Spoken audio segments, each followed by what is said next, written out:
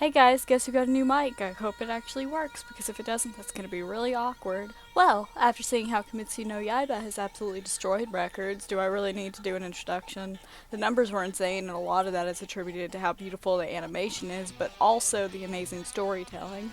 While reading the manga, you meet so many interesting characters, good, evil, and gray area types. One of my favorite characters in the whole manga by far is the youngest, yet one of the deadliest hashira, Muichiro Tokito. Also, for anime onlys, this is going to be having a lot of heavy manga spoilers, and I am covering the full manga since this will be a two-parter with a second character who ties very close to Muichiro. I highly recommend reading the manga and then returning later, as experiencing the manga is an incredibly entertaining and rewarding journey when done with no spoilers. By the way, for people who enjoy reading the captions that YouTube does, let me know what they say this time in the comments, since I enjoyed how little YouTube understands my accent and the bad quality mic before. While hopefully this mic is better, my accent probably doesn't help. So sometime I can see into making proper subtitles, so if you're watching this video with them, hopefully it at least makes this a little bit more entertaining for some. Also, as I was quite slow to get this out, I will add in that Medi Not the Bad Guy has actually posted a video himself on Muichiro. While I will be discussing some things he has mentioned in his own video, I'll be focusing more on how Muichiro ties into Kokushibo and his battle techniques and personality, while briefly discussing his name, mythology behind his attacks, and design. So if you're more interested in those things, he has already done a really great job on Muichiro that I think it's better to leave a link to his video for your viewing entertainment. Now, with that out of the way, let's get into it. At first, Muichiro was an interesting yet very standoffish character who seemed bored and nonchalant all the time, which does not tend to make for a great supporting character normally. However, we learned that this personality is simply a case of Final Fantasy VII syndrome.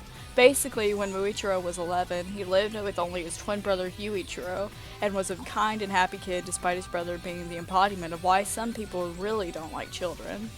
He still loves his brother, but one day his brother is attacked by demons, and in a rage, Muichiro does a bit of an overkill on said demon that goes on for literal hours. When he comes back, he is back to the grim reality that his only living family member is now dead, causing extreme trauma for the 11-year-old. He suppresses these memories and his anger to the point that his trauma invokes memory loss, and he even picks up on the personality of his deceased brother, causing him to become cold and cruel, but emotionally stunted to the point that his head is constantly in the clouds. His focus on his training and nothing else, along with his seemingly born talent and battle spirit, causes him to be one of the strongest hashira by the age of 14. By the time he becomes one, he has only been a Demon Corps member for 2 months, which is the fastest time it's ever taken anyone to be recruited after joining, the only other member having joined that quickly being Gyome, the Rock Hashira. Muichiro early on in the story is a rather cold and distant person and seemingly airheaded. He also is prone to anger, becoming very heated while in the village of swordcrafters at a young sword maker Kotetsu. However, during his fight with Gyoko, he faced his memories, overcoming his trauma.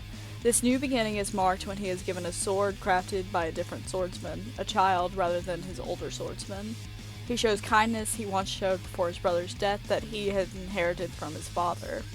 He, like his father, is willing to put his life on the line for those that he cares about, with neither having regret. Much of Muichiro's aloof personality can be summed up as his head being in the clouds, obviously a nod to his battle style becoming types of clouds and mists. It could also be said that whenever he comes back from his trauma, it's like the fog was cleared, in a sense. During battle, however, he is determined, focused, and his kindness shows the strongest here. While he's the only one who has ever killed an Upper Moon demon on his own and even overpowered them, Zenitsu doing so as well, but Kaigaku wasn't an all-powerful Upper Moon as he was newly created, so I personally don't see it as on the same level, even though I love that fight. He was no match on his own for Kokushibo, who had centuries of battle experience, enough that Muichiro was sincerely terrified of him the moment he saw him, sensing his strength. However, even when losing an arm in battle, he continued to fight alone until someone could reach him and help, determined to try to at least wear Kokushibo down. Sadly, they were too late to help Muichiro, as he had already had a wound that he would eventually die due to blood loss from. However, even when in pain and close to death and knowing he would die faster if he kept moving, Muichiro didn't want anyone else to suffer his same fate. So he kept fighting, and he eventually was able to cause his white sword, white often symbolizing pure and new, red. Red is meant to symbolize the sun, and as Muichiro had been surrounded by friends for the last months of his life, including Tanjiro, a sun breath user, he was able to use the red blade himself. It can be argued that it's because he is related to the original Sun Breath user, but the relation doesn't seem to have anything to do with using it, as it seems it spreads more through friendships and experiences. As Kokushibo himself couldn't master it, even though he was the twin brother of Yorichi, the original Sun Breath user. And I say this because it is also stated at some point that the reason marks appear on their faces is because they're surrounded by people whose marks had also appeared. And so I kind of think that it would be the same with the red swords, especially whenever you see Giyu get his red sword. Earlier I mentioned briefly that Muichiro suffers from PTSD and it affects his personality early on in the story. There are common symptoms of PTSD, including many that Muichiro shows strong signs of, such as memory loss, negative thoughts about self and the world, self-isolation, feeling distant, anger and irritability, hypervigilance, difficulty concentrating, difficulty feeling positive emotions, and risky behavior such as jumping right into Gyoko's poison needles. While some of these symptoms are overcome by Muichiro, we still see him struggle with the last one, which I will discuss more. It should be mentioned that it is possible his brother also suffered from symptoms similar, which is why I drew the comparison to Cloud's Strife, as for those who have played Final Fantasy VII know, many character traits he had picked up on were from Zack Fair after he had died defending Cloud, giving Cloud PTSD, which caused him to forget his friend and believe he was a first-rank soldier when really it was Zack. Similarly, Muichiro develops personality traits similar to Yorichiro, where he is more irritable and has no desire to help people who he thinks aren't worth protecting, which is not how he used to be. In some translations, Tokito can roughly mean time, while Muichiro can translate to either nothingness, while Mu can also be used to write infinity.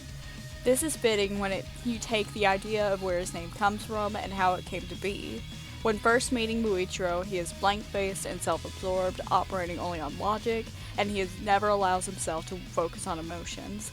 Over time, though, he is shown to learn more from his mistakes, something that in a sense make his abilities infinite. Nothingness in and of itself is not always a bad thing. When you have a blank canvas, that makes someone the most open to new memories and new experiences, and there is most room for infinite knowledge and possibilities. Nothingness contributes a lot to the term infinity. Tokito meaning time can be a reference to multiple things. The last name not belonging to his ancestors shows how things change over time no matter how hard Kokushibo tries to prevent it. Time is infinite and will constantly cause change. Muichiro representing someone willing to see change is a perfect foil to someone like Kokushibo, who is outright attempting to prevent it by living forever and attempting to ensure his bloodline won't fade. Yet Muichiro comments during the fight that none of Kokushibo's blood is in him anymore due to how long ago he would have lived as a human in the first place. By the way, if you guys are interested, I'd stream on Twitch. This is the link. You should come and watch if you're ever in the mood. And that's about it. That's all I was gonna. That's shameless plug gone. There. Also, like and subscribe. Wait. Sorry, I have a little bit more shame. Okay. Yeah, like and subscribe. And yeah, that works. Well, now it's not shame, and now it's just awkward. Okay, continuing on. Yoko mentions how his art is meant to represent emptiness. Something interesting I thought of due to playing way too much Persona 5, ironic considering it took this video for me to think about Persona 4 comparisons, wow, I'm an idiot, is that Gyoko's Upper Moon 5 and the kanji for 5 is Gyo, which is likely a reference to Goemon, who is one of the most painted Japanese historical figures, and likely a reference. Not super important to this analysis, but something I thought was testament to how much detail goes into this story. This is also likely why he is so arrogant and prone to anger, as that was one of the infamous samurai's traits, and not to be morbid, so I won't explain in great detail, but Goemon's death alongside his son in a pot makes me wonder if it's where some of the more interesting design choices for Gyoko came from. Though it is said in the data book that he had killed a child in the past, and so that is likely where the interpretation is from in the story itself. This is a big theme of Muichiro's arc, how the young can overcome obstacles and how adults should pass the mantle on to younger generation, as children are also important to trust in and can teach you things. It is apparent that Gyoko is a capable and believes children are ignorant, but while Muichiro and Kotetsu may be children who are still learning as well as mortal, Muichiro points out that while Gyoko is in a sense immortal, he is centuries old, which means his senses have to have dulled, while Muichiro's are extremely sharp at a young age, as he still has room to grow, while Gyoko refuses to admit fault in himself due to his arrogance and hatred towards his children. The way the manga explains him to be the face of innocence fits Muichiro very well. He comes off as a childish character with how he taunts Gyoko during their fight, and even during flashbacks you see his tints of childish naivete to him. Getting into why it is important to explain that Gyoko is savage and arrogant, even jealous of the amount of work some people put into their art, this is likely to show a parallel between Yuichiro and him, and would likely be why Muichiro has to overcome his obstacle of his trauma. It also would be a bit funny to think that, considering the obstacle is a water user, Gyoko being the fight Muichiro has is like how water is necessary for many cloud types. Now for a new segment that will likely be reoccurring on this channel, where I shut up and talk about the weather. While Muichiro is not the first swordsman to use mist form, he is the first to take the new level of potential and include only abilities he can do. Betty, not the bad guy, discusses the mythology they are based on, but I wanted to take it a step forward and discuss other ideas behind what else could be interpreted by these attacks. Okay, I'm done doing that voice. It's very interesting, especially if you're a fan of mythology, and if you like Persona 4, you may already know many of these stories. First form, Low Clouds, Distant Haze, is a powerful thrust that he uses to attempt to escape Gyoko's water prison pot, which creates a honeycomb-like look, similar to how stratocumulus clouds are compared to, and these are also low clouds. Stratocumulus may arguably foreshadow Gyoko's death, as he has an easy time killing villagers, until Muichiro easily kills him after breaking through his prison. Basically, Stratocumulus shows that there's fair weather currently, but there will eventually be a storm. So that's where the parallel is drawn. Another fun interpretation it foreshadows, well, not fun, but the final arc is where things are calm in this arc, as nobody is killed, but soon there will be a slaughter where 5 hashira are killed, including Muichiro himself, plus several other breath users. Second form, 8-layered mist, is a layered attack where Muichiro slashes 8 times rapidly. While I'm not positive this continues the previous ability's comparison to clouds, it does remind me in concept of altocumulus clouds, which are layered. Third form, Scattering Mist Splash, is a circular attack which is similar to circostratus clouds, which are where clouds circle the moon or the sun like a halo. It's admittedly a stretch, but this may tie into Kokushibo, considering he is the moon breath user and the one Muichiro faces, and, obviously related to him. He is also obviously twins with the sun breath user. It could be also that Muichiro becomes close friends with Tanjiro, who is a sun breath user, and show his friendship with him and others keep him going. Shifting Flow Slash, the fourth form, is a quick unsheathing attack that the wiki points out is a technique in Koryu martial arts called... Hold on, I'm gonna do this right, I swear. Iaijutsu. According to Google. I was not about to say that correctly, so. Which is used for defense or surprise attacks, very fitting since many of Muichiro's attacks are sneak-based. The cloud type this may be a reference to are contrails, which are made by jet planes technically, but are also considered clouds. Fifth form, Sea of Clouds and Haze, is where Muichiro dashes through a large mass of clouds at quick speed, leaving the mass behind him. These clouds look like orographic clouds, which occur when 2 air masses meet, and Muichiro usually uses this move in order to close in on a target. At least that's my logic. Sixth form, Lunar Dispersing Mist, is downward layer slashes unleashed after Muichiro jumps into the air. Lunar rather than sun is interesting, possibly drawing a parallel to Kokushibo and possibly Yuichiro, whom Muichiro has similar to when learning this ability. Lenticular clouds are special clouds that are unpredictable and are whiter at the bottom, usually formed over hilly areas. I said I'd stop doing that voice. I mainly associate the move with these since it's the most similar in concept to them. And finally, the seventh form, Obscuring Clouds, is made by Muichiro himself, where he is obscured by mist and constantly changes the tempo of his speed, disorienting the opponent. This is more effective due to Muichiro's clothing intentionally being large on him so people can't tell what his next move will be. Fog is a form of stratus cloud, which, if you live in a foggy area, you know it's very difficult to see around you in it. This type is also acknowledged to not produce any rain or snow, which is why it looks less flashy than his other abilities in many ways most likely.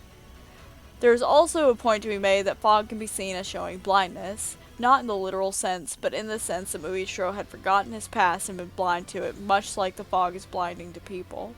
Sort of like Persona 4's theme of reaching out to the truth. I want to remind everyone that these are my own personal thoughts, and it could be completely unintentional. Let me know if you have any other ideas for these. It's pretty open to interpretation, though I wouldn't be shocked if mangaka did do this intentionally, considering how much effort they put into making the characters. And again, I know about the mythology, but Many Not the Bad Guy's already done one.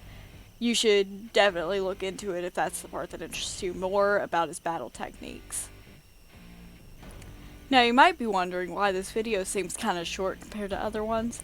Well, that's because I actually planned to make a second parter to this, however it's going to be considered Kokushibo's analysis, as I believe that was the best way to do this, considering how close their stories connect. Kokushibo actually has a human name containing the kanji that means to succeed or inherit, and a country or village, as he is meant to inherit his father's land as the swordsman, while Kokushibo contains the kanji for ice and black death. Very important comparison between the two, in something I read from a YouTube comment by this person on Medi's video, is that Kokushibo was constantly forced on what will happen and being better than Yoriichi. He is so caught up in it, while Muichiro has someone who made friends with others and chose happiness and had a short life where he had no regrets, while Kokushibo lived a very long life full of regret and was ultimately unfulfilled. I would like to go into some more detail, but I'd rather wait on the video for Kokushibo, as I think he deserves one for himself, and that will likely be my next analysis video, given that I have all the research done. Muichiro's crow having a name meaning silver spoon is likely a nod to how he was talented from birth, while others may not be so fortunate. Many people comment on it, and I believe it's actually a very good foil to Kokushibo, as Muichiro has a lot of traits close to Yoriichi. They're both very talented swordspeople, they're both kind, and they both believe in humanity and being mortal. They also both denounce demons, even though Kokushibo himself is one. If Kimetsu no Yaiba is considered one of the best written stories in manga, Muichiro is likely at the top of several lists of best written characters in a story. Down to his moments in the afterlife, Muichiro underwent hardships that many adults wouldn't be able to survive, and showed himself to be likely the most mature of the cast's characters, childish but wise. It is fitting that his story really started with Yoriichi and Mikakatsu, Kokushibo's given name before becoming a demon. Twins in constant battle, one with talent they use for good, fighting someone they love who resents them. Yuichiro, it can be argued, just didn't want his brother to be killed like the rest of his family, but did abuse Muichiro verbally constantly. The mangaka choosing to reincarnate both Muichiro and Yuichiro is fitting, as now as twins they get the chance to live their lives fully and work out differences they have along the way, constructively. So in a sense, this is a way to even right the wrongs of their ancestors, though that's just my interpretation. Let me know what you think in the comments, and let me know if I missed anything. For those of you unaware, I plan to in the future make a follow-up video on my Doma analysis, and I got many things wrong, and I believe it needs a revamp. It wouldn't be fair to everyone who commented on it if I left things as they are. I also plan to finish my Danganronpa series, since I only have 3 summaries left to go. And obviously, Kokushibo is my priority, but we have things lined up that I'm really excited to share, and I hope everyone is looking forward to it. Till then, take care. Hey, did you know Muichiro was ranked number 1 in a popularity poll? No, he wasn't. He was ranked 3, and if you believe me, you didn't watch Manny's video, go watch it.